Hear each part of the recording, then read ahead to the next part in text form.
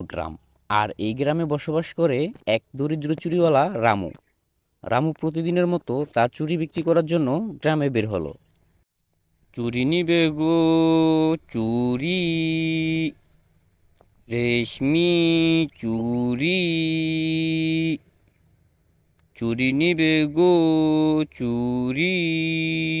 হায় উপরওয়ালা, সারাদিনে একটা চুরিও বিক্রি করতে পারলাম না। এভাবে চলতে থাকলে তো একদিন আমাকে না খেয়ে মরতে হবে। তার থেকে বরং শহরের দিকে যাই, যদি কপালটা একবার খোলে। চুরি নিবে গো, চুরি, রেশমি চুরি,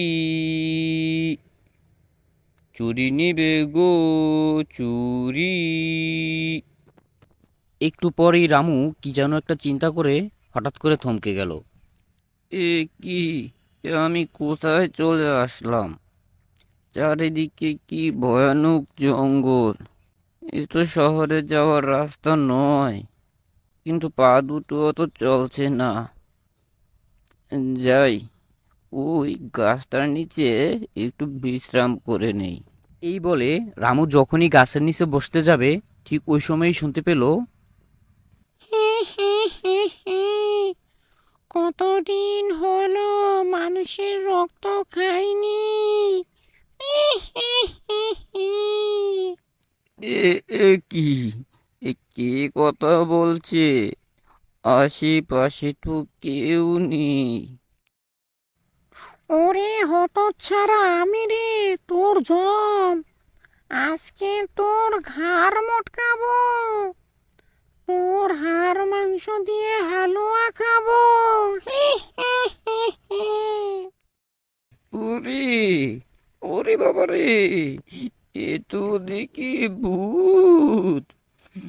আজকে বুঝি আর রক্ষে হলো না গো। আজকে বুঝি পরানটা গেল। ওই, কান্নাকাটি বাদ দিয়ে চট করে আমার সামনে আয় দেখিনি, তোর ঘাড়টা মুটকে দেই। না না না, ভয় পেলে হবে না। কিছু একটা তো করতেই হবে। হুম। ওই, এই ফিস ফিস করে কি বলছিস রে? আজকে আমার কপালটা খুবই ভালো। আজকে ভূতের তেল বিক্রি করে আমি অনেক টাকা কামাবো। এটা তুই কি বললি রে? তুই কি ভূত ধরিস? এটা তুই এখন বুঝতে পারলি বাচ্চা দন? আজকে তোর তেল বিক্রি করে আমি কোটিপতি হয়ে যাব। হ্যাঁ।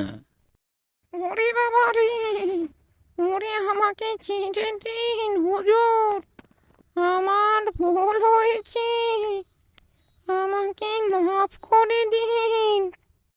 না না বাপু, কোনো মাপ টাপ হবে না। আজকে তোর তেল বের করেই ছাড়বো। আমার ভুল হয়েছে হুজুর, আমাকে ছেড়ে দিন। বিনিময়ে আমি আপনাকে একটা ঘুঁটে দিলাম, এটা আপনি যখনই নাড়াবেন এর ভেতর থেকে মোহর পড়বে। এরপর রামু ঘটিটা নিয়ে বাড়িতে চলে আসে এবং সে অনেক বড় লোক হয়ে যায়। আর কখনোই তাকে চুরি বিক্রি করতে হয় না।